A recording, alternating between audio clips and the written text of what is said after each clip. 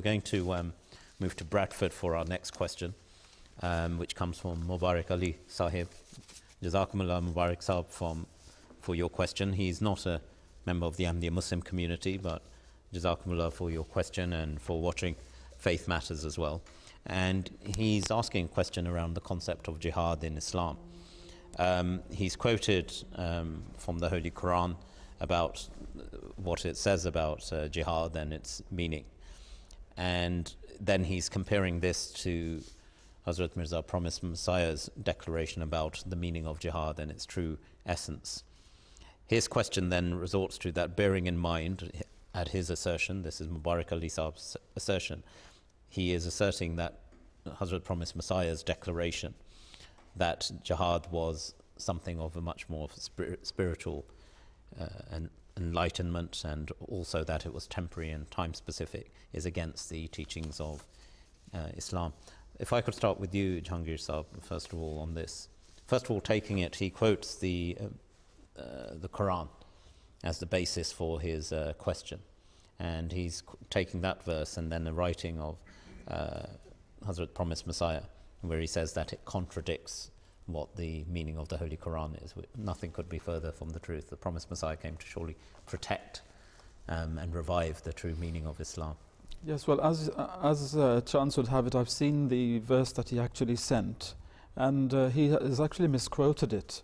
It said that jihad is ordained for you, whereas in reality in the verse it's al-qital, which is ordained for you, which means fighting as such. But the question then which we would like to ask is fighting ordained as a permanent, instruction for Muslims to follow? Because then we also have, for example, kutiba alaykum as-siyam. We have fasting has been written for you, has been ordained for you, but does everybody fast? Even somebody who's been fasting today might not be fasting tomorrow. It depends on the times, it depends on the circumstances.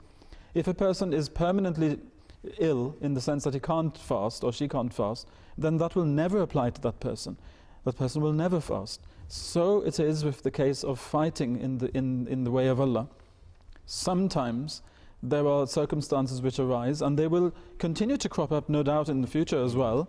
But at this particular point in history, there is no call for a religious war to protect the religion of Islam, as was the case at the time of the Holy Prophet Muhammad ﷺ, where we must remind our viewers, the enemy were not only bent on killing Muslims, they also wanted to obliterate the religion of Islam as such. So there it was very much a question of protecting the religion of Islam from destruction as well. Whereas today, the attacks are made by the media, they're made by the pen.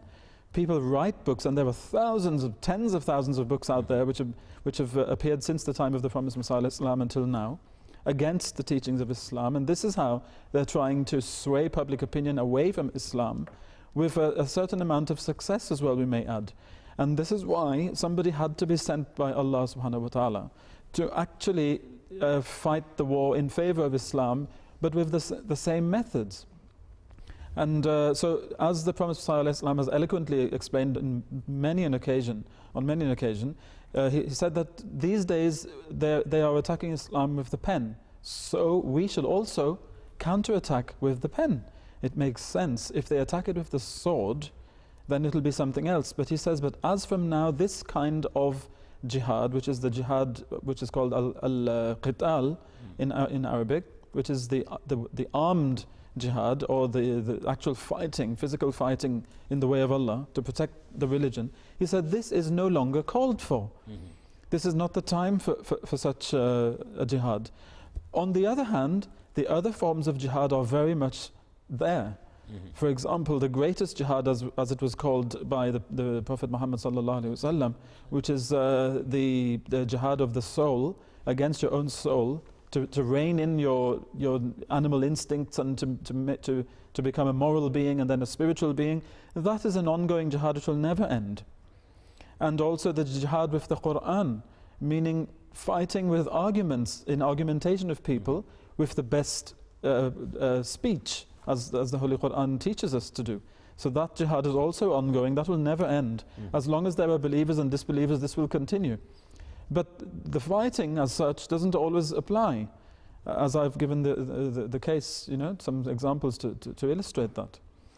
Jazakallah, Jahangir Sahib. Just in the sort of last few minutes of the program, Dr. Saab, if I could come to you. This is, again, it's one of the things which is very contemporary in the sense that, and I use the word contemporary in that jihad is often used in its erroneous interpretation that we must declare jihad, and jihad is taken to mean holy wars and the sword. Yet it's factually incorrect to assume that Islam at any time was spread, through the sword. It's a historical analogy people make. There's certainly political wars which have been fought between armies that hailed from Muslim countries and those that didn't, where swords, of course, at that time may have been used, but it wasn't done with the purpose of coercing someone to accepting Islam.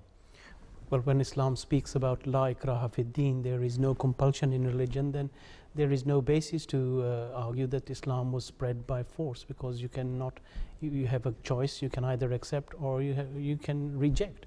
And this is what the Holy Prophet ﷺ was said, that you have just to spread the message.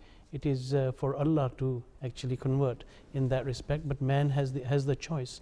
So therefore we can never accept the fact that Islam was spread by the sword, and that these wars, well, jihad, you see, is incorrectly translated into English. It is difficult to translate things into English sometimes, but conveniently our opponents will translate it as a holy war, whereas jihad from the root word juhud, to strive in the way of Allah, and as Jahangir Sahib has said, that has a greater meaning to it than qital, which is very limited in that respect.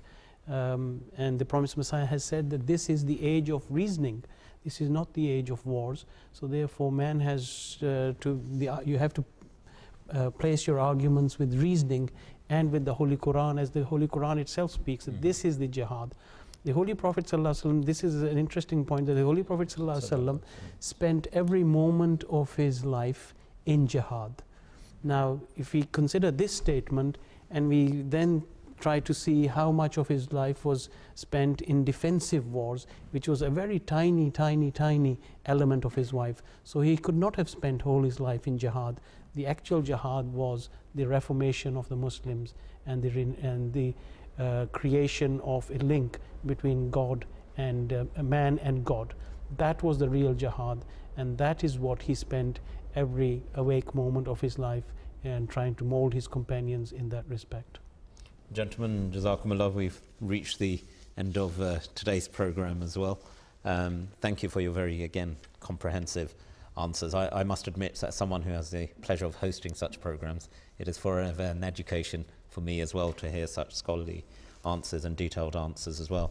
And Jazakumullah, and thank you to all of you for sending in your questions. Just as a reminder again, faithmatters@mta.tv is the email, and the fax number for those wishing to use the fax for your questions, it's 44 for the UK, 208 687 8037. Just as a reminder, previous programs, of course, you can find on YouTube, MTA Online 1, and Faith Matters and the subject you're after.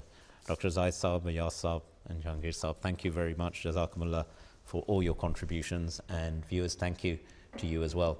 Our final question related to jihad and the interpretation of the Ahmadiyya Muslim community, which certainly we hold to be the true Islamic interpretation, and it would be perhaps apt, Jahangir Saab flagged the particular and mentioned the comment that the Hazrat promised Messiah, who we believe to be the reformer of the age and the Renaissance, who provided the Renaissance of Islam as predicted by the Holy Prophet Muhammad ﷺ, who said, and I quote, "Now it is the jihad with the pen that has to be waged.